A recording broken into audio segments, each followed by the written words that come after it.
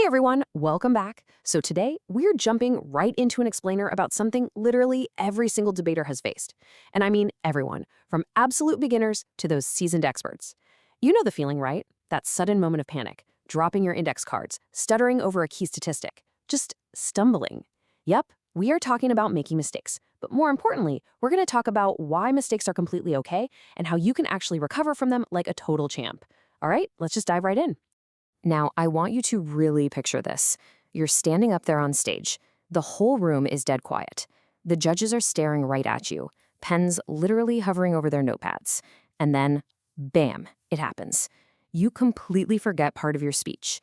Or maybe you just say the absolute wrong word. Or you lose your place in your notes for a second. Your heart just drops to the floor. We have all been there, right? And in that terrifying, agonizing moment of silence, your anxiety spikes, and you can't help but ask yourself the ultimate question. Does this mean my speech is totally ruined? No, absolutely not. Seriously, take a deep breath and just let that sink in for a second. That one little word should completely shatter this whole myth of the perfect speech. Making a mistake absolutely does not equal ruin. Because, look, it's really not just novices who stumble. Professional speakers, they make mistakes.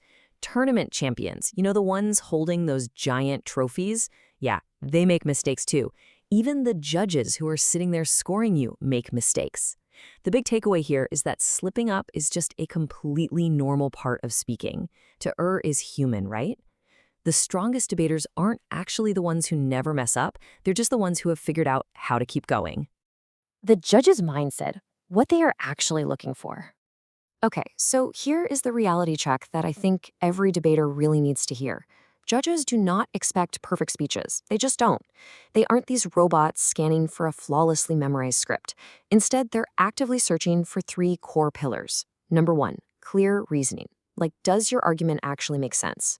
Number two, organized ideas. Can they easily follow your train of thought? And number three, confident delivery. Do you sound like you actually believe in what you're saying? If you've got those three things locked down, a tiny little mistake along the way simply does not change or derail the whole speech. So the absolutely crucial point here is this. Staying calm matters way more than being perfect. I really want you to burn this into your memory. When you stumble, and you will, the judge is watching how you react. Your calm recovery is actually a real-time display of that confident delivery we just talked about. Handling mistakes. Weak versus strong recovery. Okay, first, let's look at what a weak speaker does. When a mistake happens, sometimes they just stop speaking completely. They freeze up. Or they might actually verbalize the error out loud, saying something awkward like, "Oh, sorry, I totally forgot what I was saying." Or maybe their voice suddenly drops and they get really, really quiet. Do you see what's happening here? By doing these things, they're basically drawing a giant glowing red circle right around the error. It just makes the mistake feel so much bigger to the audience and the judge than it actually is. Right? So a weak response looks exactly like pausing and apologizing. "Sorry, I forgot what I was saying." But a strong speaker, they do the exact opposite.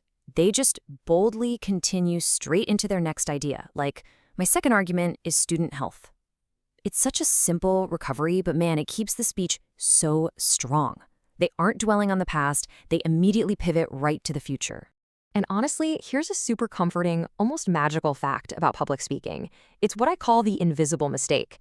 A lot of the time, the audience doesn't even notice your mistake in the first place. I mean, think about it. They don't have a copy of your script in front of them. But if you stop suddenly, or if you start profusely apologizing, well, then everyone notices.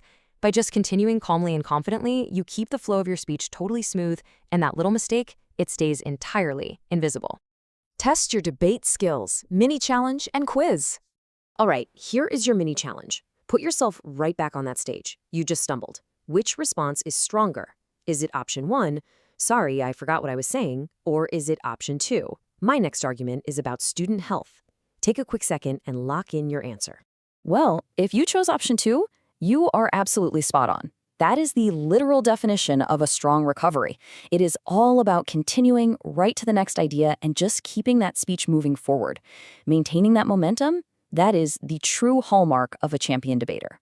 Okay, let's jump straight into a rapid-fire quiz. Question 1.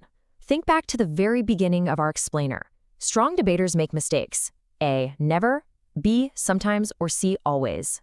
What do you guys think? And the answer is B, sometimes. Remember, absolutely nobody is perfect. Not the seasoned pros, not the tournament champions, and definitely not the judges. To err is just completely normal. Moving on, let's tackle the final quiz question to really cement this core lesson. Question 2. After a mistake, strong speakers do what? A. Stop speaking. B. Apologize many times. Or C. Continue calmly. Yep, the correct answer is C. They continue calmly.